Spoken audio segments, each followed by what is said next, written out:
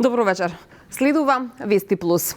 Западно-Нилска треска, проблеми со водата за пиење, разгорени пожари на многу локации низ државава. Како се справува владата и како и дали навремено реагираат институциите? На овие, меѓутоа и на други политички теми, денеска разговараме со Јон Фрчковски, член на извршниот одбор на СДСМ. Добро вечер и добро ни дојдовте. Добро вечер, благодарам на поканата. Како што споменав и ви во најавата, веќе ќе претпоставите од каде ќе почнеме. Западно-Нилската треска е онаа која што денувиве ја бранува јавноста и предизвикува загриженост кај граѓаните. Може ли да ни кажете какво е вашето видување и дали сметате дека навреме се реагираше со сите пропратни мерки кои што се неопходни? Имавте и обвинување дека не биле навремени прскањата против комерци. Од друга страна, градоначалникот денеска на град Скопје пак имаше демант дека навремено реагирал градот. Ајде на оваа тема малку. Видите, дали ќе почнеме со оваа тема, Западно-Нилска треска и Скопје, дали ќе почнеме со проблемот со загадената вода за пиење во Гостивар, заклучокот мој и на СДСМ е еден. Тоа зборува за една елементарна целосна неспособност на власта на ВМРО, како на централно ниво, така и на локално ниво, онаму каде што ги водат општините, во случајов градот Скопје. Видете за што збориме во 21. век. Гостивар е 5 недели без вода, се уште се чека некаков резултат на хартија, официјален и потпишан за квалитетот и дозволеноста на водата за пиење, а во Скопје поради непрскање за комарци имате зараза од која што 35, ако не грешам, луѓе се заболени, 4 се починати, што е 10% од заразените и 6 луѓе се во тешка здравствена состојба. Да, билите не прскање, меѓутоа како што кажав, имаше демант дека редовно се прскало. Од што починаа 4 луѓе? Од што се појави како зараза? Буквално елементарна, целосна негрижа, незаинтересираност и во едниот и во другиот случај тотална неспособност да се справат со, внимавајте, зборуваме за базични работи, основни работи. Вода, здравје. А што да очекуваме повеќе? И тоа во целиот овој период имате одење на премиерот и министерот за здравство, кој што има една епидемија прогласена, ако не грешам, се уште, може би веќе не во Гостивар, и Западно-Нилска треска во Скопје одат на одмор или на, како ги нарекуваа, наставно научни екскурзии. Така, споменавте водата во Гостивар, еве и неколку дена можеме да слушнеме дека барате да се покаже извештајот за да се уверите и да се увери јавноста, како што во неколку наврати беше кажано. Зошто овој извештај не го побарате од градоначалникот на Гостивар и од директорот на претпријатието? Прво, власта е таа која што контролира институции, систем и е должна на граѓаните да им покаже некаков извештај. Еве ние го бараме и од локалната самоуправа, и од здравствените институции, и од Институтот за јавно здравје, Центарот за јавно здравје. Не ние. Граѓаните во Гостивар го бараат за тоа што онаа смешна демонстрација на наздравување со вода на чешма, веројатно не е доволно убедителна за цел град после 5000 заболени и 2000 хоспитализирани, одеднаш да верува дека водата е со адекватен квалитет. Дали вие верувате? Еве да речеме, ако отидете во Гостивар, дали ќе се напиете вода од чешма? Знаете како? Ќе веруваме и ние, и граѓаните на Гостивар, што е најбитно, да не се ставаме сега јас од Скопје како жртва, која ќе видат документ официјален, потпишан од одговорно лице кој што гарантира дека водата е безбедна за пиење. Оние смешни сцени пред чешма здравици не смеа на тоа да се сведе институционалниот одговор и решавање на ваков проблем кој што зафати цел еден град. Би се напиле ли вода денес како отидете во Гостивар? Еве ќе почекаме да видиме дали утре, како што ветија властите, ќе објават некаков квалитет, па ако треба ќе се напиеме. Меѓутоа пак ќе кажам, смешно е да збориме дали ја ќе се напием вода. 5 недели нема цел град вода за пиење и тоа, замислите, го решаваа со 3 цистерни. и после отидоа по одмори. А институциите меѓу себе се бавеа која е помалку надлежна, дури по она што сметам дека треба да биде работа на обвинителството во наредниот период и за кое што поднесовме и соодветна кривична пријава, имам впечаток дека голем дел од институциите го камуфлираа тоа што се случувало, затоа што имаше еден период на позитивни извештаи во однос на квалитетот на водата, подеднаш се отвара истрага односно предистрага на обвинителството и истите институции кои што го проверувале квалитетот на водата претходно и кажувале дека таа е во ред, одеднаш констатираат дека 20 на дена наназад водата била небезбедна за пиење. Во 21 век за каква власт и за каква одговорност збориме? Да се префрлиме и на темата со пожарите. Исто така актуелна и колку и да се надевавме дека ова лето нема да се отвори оваа тема, сепак деновиве гледаме на повеќе локации низ државата дека беснеат пожари. Дали сметате дека соодветно се постапува и добро се справуваме со пожарите? Искрено не би зборувал како некој компетентен за тоа, меѓутоа секоја чест на сите оние кои што се вклучени во справувањето со пожарите, кои што за жал се почесто секоја година во овој период ги гледаме како дивеат низ шумите на Македонија. Се надевам дека ќе успеат да се справат без многу правење помпа од тоа, туку со ефикасна заштита и превенција на сето тоа што случува. Во однос на евроинтеграциите, ајде малку да ја прошириме темата, она што е многу интересно е тоа што граѓаните веќе на последните неколку анкети изразуваат дека ја губат надежта дека ќе се влезе во Европската унија. Меѓутоа денеска еве беше во официјална посета министерот за надворешни работи на Република Чешка Петер Мецинка, кој што меѓу другото изјави дека Македонија веќе нема работа со Бугарија, односно дека преговорите се исклучува со Европската унија. Дали мислите дека сме на добар пат? Прво, не сме на никаков пат, за жал, со оваа власт, а второ, преговорите никогаш не беа со Бугарија, туку секогаш беа со Европската унија. И тоа го зборуваме со месеци, години на нас. Добро, меѓутоа Бугарија стоеше на пат. Тоа што власта проба тоа да го прикаже како некаков билатерален проблем, не е така. Условите се ставени на маса, се јасни и исто така е јасно дека оваа власт, по се што гледаме овие 2 години, и по сите пораки кои што ги добиваат од меѓународните пријатели и амбасадори, суштински не сака Македонија да ја внесе или придвижи кон Европската унија. Односно, сака да ја остави државата изолирана, онаква како што ја прави последниве 2 години. Зошто? Многу просто. Затоа што прво видовте како се однесуваат со европските пари. Оној случај со парите од ИПАРД програмата, во кој што директорот на институцијата заврши во затвор за подкуп со пари во кеса. Значи, тоа име односот према европските средства. Второ, во Европската унија имате европско обвинителство. Не можете да функционирате на телефон со луѓето од судско-обвинителската фела и да влијаете преку собраниска говорница на нарачување на процеси. Понатаму, не може да во едно такво демократско окружување не може да дозволите медиумски мрак и не може така лесно да ви пенетрираат во медиумскиот простор медиуми кои што практично дополнително на овие 40% Орбанови медиуми кои што веќе ги имаме во државата, преку српскиот свет на СНС сега почнуваат да практично пенетрираат во просторот на Македонија и кои што имаат единствена цел да функционираат по нарачка на власт. Добро, треба аргументи за ова што го потврдите. Аргументи имаме и еве многу прост пример. Видете што се случува во Србија.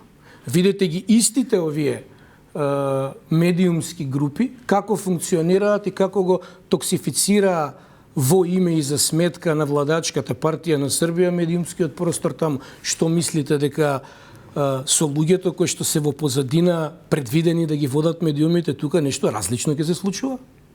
Јас само се плашам дека она што го говориме 40% Орбанови медиуми што е факт ќе стане 50, 60, 70%, но ајде, како што кажавте, да видиме.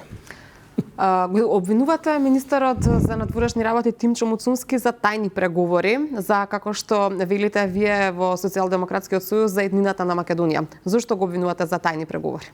Затоа што на телевизиско интервју изјави дека се разговара константно 2 години и на констатација на новинарот дека се работи за преговори под маса, практично тоа го потврди. Прва работа, никој не може да преговара за иднината на државата тајно. На граѓаните им должите објаснување што е тоа тајно. Второ, искрено да ви кажам, не мислам и дека нешто суштински се разговара и преговара. Повеќе мислам дека бараат начин како да им објаснат на својот електорат кој што го лажеа 3-4 години наназад кога коленичеа за власт, како сега да го прифатат истиот оној француски предлог за кој што не обвинуваа за велепредавство и не знам што. Да, меѓутоа во една прилика министерот Муцунски изјави дека е во интерес на граѓаните и во интерес на преговорите да не биде за секој еден детал информирана јавноста пред време. Министерот Муцунски и целата партија позади него 6 години изјавуваше и дека протоколите се дел од преговарачката рамка, дека се проблем, дека се велепредавство и слично, за пред неколку недели да чуеме како храбро констатира дека одеднаш протоколите не се дел од преговарачката рамка, од кога претходно слушнавме председателката како го пофали Преспанскиот договор, па и премиерот како го нарече ремек дело на дипломатијата, така да не гледам релевантност и искреност во тоа што нити министерот, нити некој таму го зборува. Добро, дали и давате поддршка како опозиција на владата да го реши ова прашање? Еве да речеме дали барем во ова прашање во кое што како што еве и вие самите кажувате се работи за еднината на државата, може да очекуваме заедништво и единство? Мислите некаков консензус? Така. Не. Затоа што, видите, да објаснам. Имате две сосема спротивставени позиции, да кажам, агенди. Нашата, која што беше и останува, е членство на Македонија во Европската Унија. Агендата и дејствувањето на власта е изолираност на Македонија вон Европската Унија. Еден простор во кој што ќе можат да продолжат со испумпување пари од тендери, нарачување на правни процеси и слично. Значи, тоа се два различни концепти и каков компромис ќе најдете тука. Компромисот за нас е компромис со граѓаните. Сакаме во Европската Унија и бараме државата да се придвижи преку реформи кон Европската Унија. Од другата страна, имате една пропаганда дома по медиумите, дека еве како власт работиме, се трудиме, правиме, не прават ништо. Истите пораки ги испраќаат пропагандистички и кога се среќаваат со европските лидери, меѓутоа во суштина се однесуваат сосем спротивно. Еве еден пример. Видете го изборниот законник кој што околу кој што се бараше консензус и е нели дел од реформската агенда. Сервираа закон кој што треба да послужи за изборен инженеринг со диаспората. Електронско гласање не до крај утврдено како. Значи, еве ви еклатантен пример на еден реформски закон како го третираат. Како можете, за да имате консензус со некој што го нарекувате организирана криминална група, треба да се претворите во истото. А така што да тука направиле... немаме консензус, а многу пати кажавме, се она што ќе го видиме и анализираме дека е корисно и во интерес на продолжување на евроинтегративниот процес на Македонија, ќе го поддржиме. Што би направиле еве вие во овој момент, доколку вие сте на власт и од како вас што би направиле? Ние бевме на власт и правевме. И нашето правење пред се ја внесе Македонија во НАТО алијансата и ја донесе на почеток на преговорите со Европската Унија. Меѓутоа сега во оваа ситуација дали би ги не ме сваќате лошо, ние се што можевме да правиме, правевме, додека дали би ги прифатиле условите на Бугарија? Не победи со една комплетно лажна приказна дека ќе го враќа името, ќе добие подобар предлог, ќе добие некакви гаранции, гледате по јавната комуникација дека никој не им дава нити гаранции, нити подобар предлог. Предлогот е на маса. Дали би го прифатиле вие, доколку сега вие одлучувате? Ние го прифативме како таков. А тоа беше малцинствата да станат дел од преамбулата на Уставот и за таа цел, заедно со реформските закони, оние кои што треба да се донесат, да ги почнеме преговорите.